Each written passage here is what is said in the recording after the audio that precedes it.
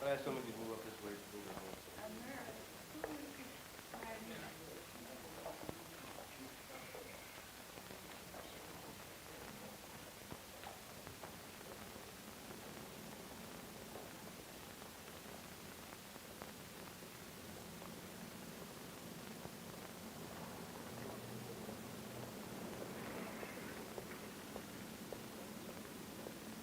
Many years ago, when I was the wife of a brand new Texas congressman, I snapped photographs outside these iron gates.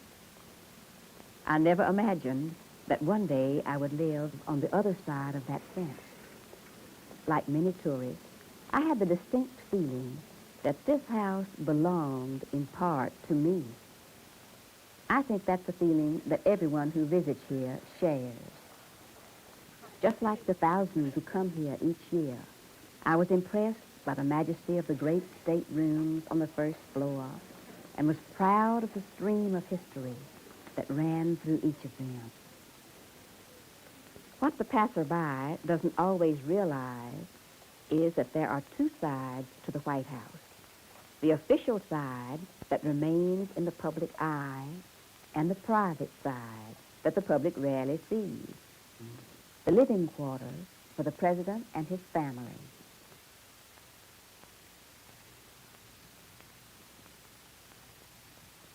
This is our living room. Actually, it's the west end of the long hall. It's the nerve center and crossroads of all family activities. An intimate place, and yet busy, and it belongs to all the family. Psychologically, when you cross that threshold, you feel that you're at home, that you're inside your own house. You can put on a robe and slippers and curl up with a good book. We gather here on all the climactic occasions, such as the immediate moments following the State of the Union message or another major address to the nation. We usually invite those who worked on the speech or who had contributed to the event. On those nights, this room has been filled. It has the same electric quality of a Broadway opening. After the performance, you're anxious to hear the reviews. Although we've had some thrilling successes and high moments of pride, there were some chilly moments, too. But happy or painful, this is where the initial public reaction is seen by the president. And this is where his family shares this experience. This room is also a listening post for the tone of the day. When we have no engagements in the evening, I come in here with some of my work that isn't so demanding and wait for Lyndon to come home from his work. You can see his office from here. The lights may be on until 8 o'clock, or maybe 9 o'clock or 10 o'clock. Sometimes he doesn't come home to dinner until after midnight. It's not very far for a man to commute, but in terms of his responsibilities, there is a great distance from here to there. I recall being up here as Linda brought in her latest acquisition for her old book collection, and Lucy emerged from the kitchen with a pan of brownies she'd made, and at the same time, knowing that Lyndon was down there, only a few yards away. But the tensest nights of all are the lights on in the cabinet room and the television vans on Executive Avenue. Perhaps it was the crisis of the Gulf of Tonkin or the Middle East in June '67. But sooner or later, the lights will go out, and then in a few moments, I will hear an eager voice down the hall call out, "Where's Bird?" And then I know he's home, really home. Like the living room in any American home, this room has its personal touches. Bookshelves that reflect the individual interests of the family, old and treasured friends. One of the things that I am proud to leave as a reminder of our time here is the addition to the White House permanent collection of paintings.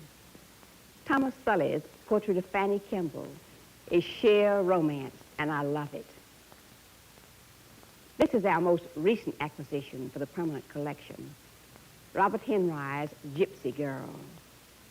The first painting acquired during our stay at the White House was Winslow Homer's Surf at Prout's Neck. I saved my favorite, the Mary Cassatt, for last. You can almost feel the love between the mother and those children. Look at that little girl. Is she wondering what the small child is going to mean to her life? It's such a dear painting. It seems to set the tone of the room. It's where the family shared so many personal and intimate moments, where we felt we were in the heart of the house, really at home.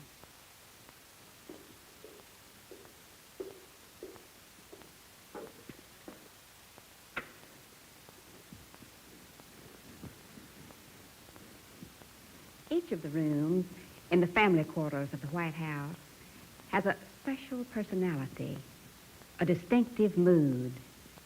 Here, the treaty room has a dark green velvety look. Its ornate decor reflects the opulence of the Victorian period. Right after the Civil War, this became the cabinet room for President Andrew Johnson. But it was President Grant who introduced this table, which so many succeeding presidents used to conduct the nation's business until 1902. That was when the country outgrew the second floor. President Theodore Roosevelt, who had 6 children and was not tradition-bound, built the West Wing presidential offices, separating once and for all the family quarters from the day-to-day work of the chief executive. Many objects bring to mind earlier presidents. The torches of Andrew Jackson, this lamp presented to Mrs. Grover Cleveland, and this tortoise-shell wastebasket of President Grant, guaranteed to attract the young boys who visit us. The chandelier has an interesting story behind it. It was designed for the East Room in President Grant's time, but it soon passed from room to room until it finally wound up gracing President Theodore Roosevelt's new office. Every time the door opened, it tinkled, distracting him greatly. He ordered it to be sent to the Capitol, and he was supposed to have said, "Put it in the Vice President's office, and it will keep him awake." And there it remained until my husband became Vice President in 1961. During Mrs. Kennedy's renovation, Lyndon was instrumental in returning it to the White House, where it hangs today. This room has seen many treaty signings. In our time, I've witnessed 2 treaties here involving the geographic extremes of our country. The first was the Campbell-Bellow Treaty, which made the summer home of Franklin Delano Roosevelt an international park between Canada and the United States. Behind this table, Prime Minister Pearson of Canada and my husband were seated, flanked by their delegation. I remember James Roosevelt and Miss Grace Tully, the President's personal secretary. It was a thrilling look back into the past. And then, from the northernmost part of the country to the southernmost, in October of '67, the Chamizal Treaty was signed here, returning to Mexico a small strip of land long in dispute between our countries. What a feeling of goodwill there was that day. The Texas congressmen from the border districts were here, and a delegation from Mexico. Everyone, I felt, was saying to himself, "It's done at last." I can recall some other writing performed at this table, all that will never go down in history. I was showing my guests the rooms on the second floor.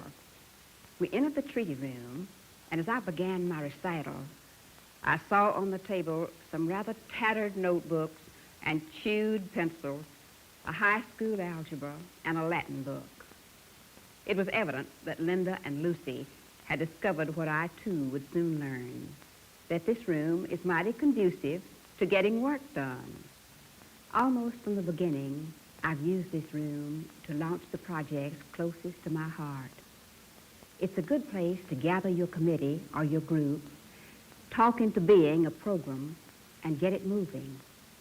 Most of our beautification planning was done right here.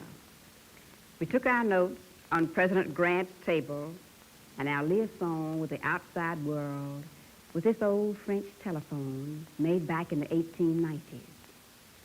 And then I know that one day when I walk through the finished Lyndon B. Johnson Library at the University of Texas, vivid memories of this room will come to mind. For almost 3 years, our various library committees have met here, bringing in the chancellor and regents, architects, historians and archivists, and all manner of design exhibit people. Here, we have watched the library grow from just a germ of an idea to a real living repository of history.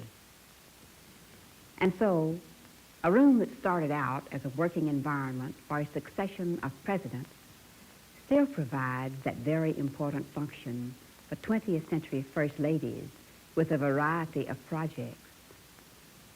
It is a working room, but like any room in the White House, it is also a collection of memories.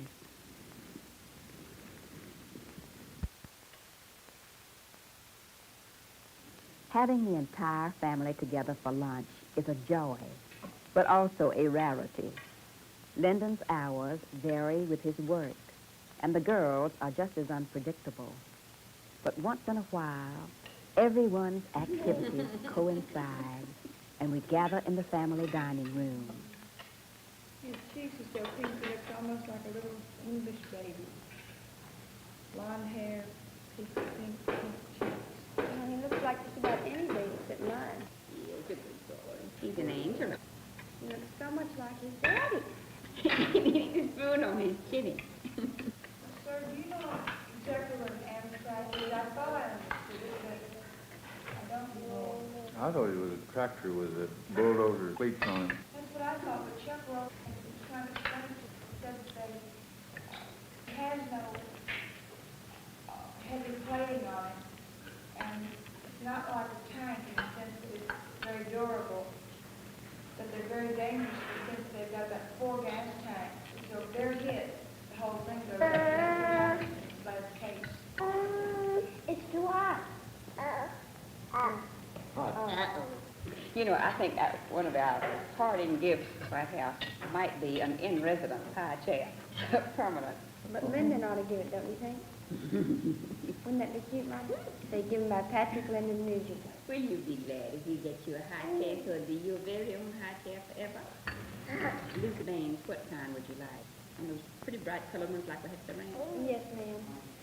And when I go down, I'll find out exactly how much to the penny The other one was. the other one was and how much the plaything was. All right. And I will then give you a check for the whole business. Yes, And we'll have 2 grandmother high chairs and 1 grandmother playchair, which will take up residence at the ranch. Right. We'll have to get them And then filled up. assorted Nugents and Robs can play in the playpen and sit in the high chair. But I bet we'll have 2 that'll be in high chairs at the same time without everybody. Well, I know when Lindenberg is in a high chair, Lyndon will still be in a junior chair, if not a high chair. He'll still need, you can take, maybe be able to take the tray off, but he'll It still would be not be in one of my chairs with the nice needlepoint seat. Mother, Mother, are you trying to tell me something? I'm gonna have to go.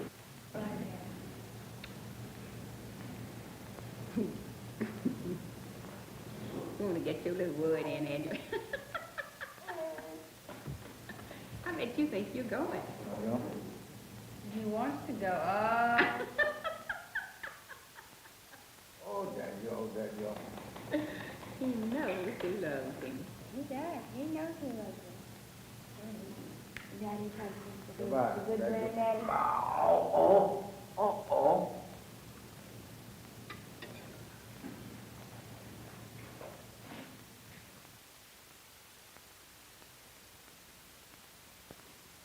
To me, the yellow oval room is the loveliest room in all the White House. While our living room is homey and cozy, this room is formal and elegant. Yet there is life here. It is warm and inviting. It is the one room in the White House where formal ceremony intermingles with family life.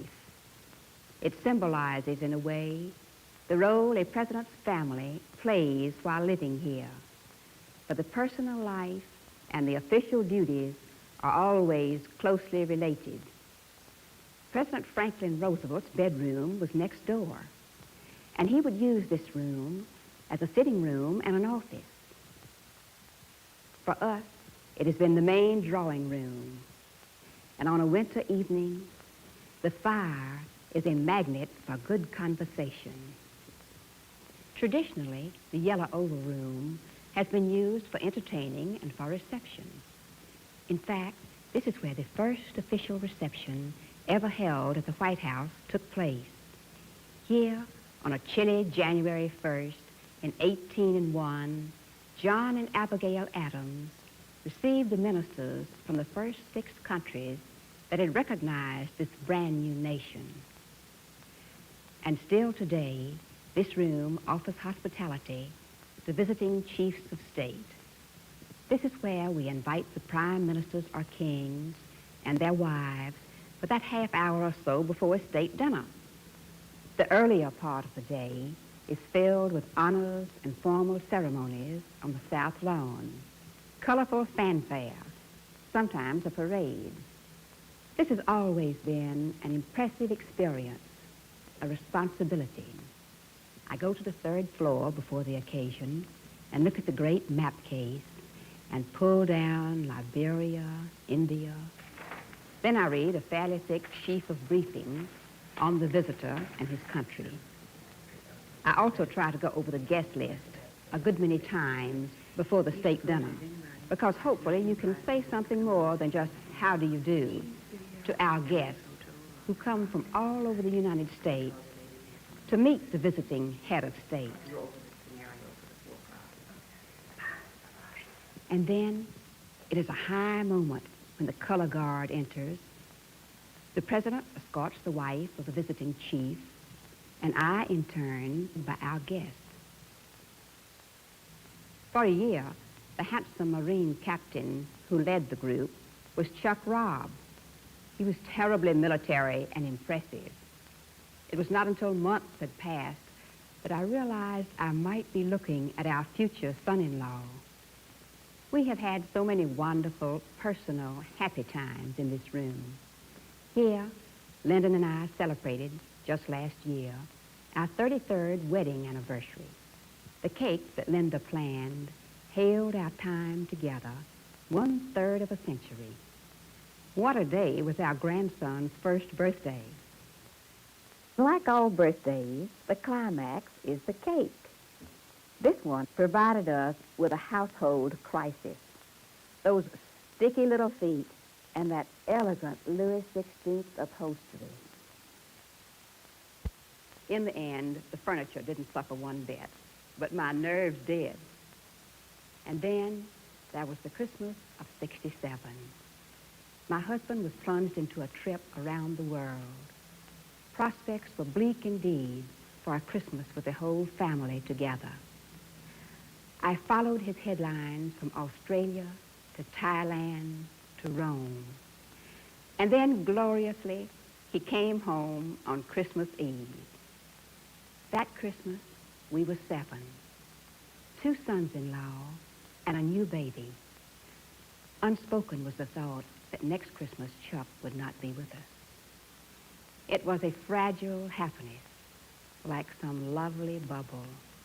And I think the room must have sensed it, for it was never prettier. It was our first Christmas in the White House, a moment to catch and hold. It seemed to underscore my feeling that this house is only on loan to its tenants, that we are temporary occupants linked to a continuity of presidents who have come before us and who will succeed us.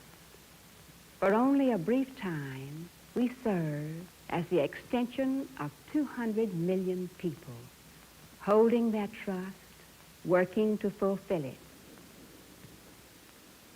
The man who sits in this chair sits in the chair that's been occupied by less than 40 men in the long history of this great republic. He is selected by the will and by the votes of a majority of the citizens of this republic. He must execute the philosophy and the policies of the people of this nation, regardless of his own personal feelings from time to time. He is the executor of the will of the people of this nation, and he carries upon his shoulders day and night a burden that always seems, at least to him, too much to carry, but only for him to carry. We'll be leaving here shortly after having spent almost 40 years in the federal service. We came to Washington with some very deep-set convictions. We felt that we could contribute to making this a better country for all of our people. In some fields, we have made great progress. Education, health, and housing. In some respects, we've had many disappointments. But in the last few years in this House, in this office, we have had a chance to impress upon the people of this nation those simple convictions that brought us to this town and that kept me here for almost 4 decades. It's important to reflect and look back and see what has been done, because there's no better way to judge the future than by the past. But the important thing that faces our country now is for a new president to look at these new challenges and find new answers, find a means of communicating with our young and providing leadership and inspiration for them so that they will realize that we do care.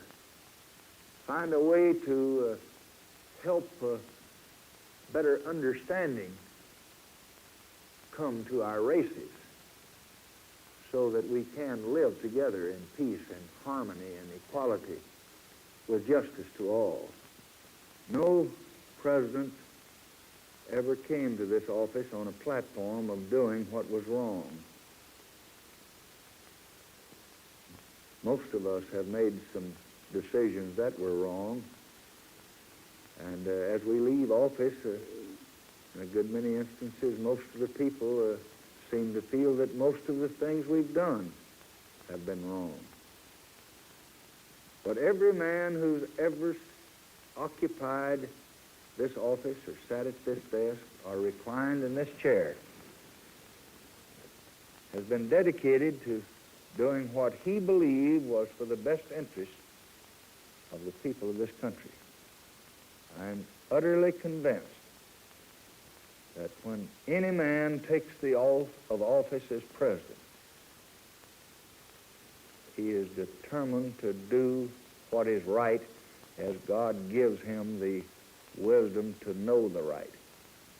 Most people come into the office with great dreams, and they leave it with many satisfactions and some disappointments, and always some of their dreams have not come true. And I'm no exception. But I'm so grateful and so proud that I've had my chance. And as to how successful we've been in doing the greatest good for the greatest number, the people themselves and their posterity must ultimately decide. I have the satisfaction, my family has the satisfaction, that we gave it all we had. And we think we provided some of the answers to the needs of our time.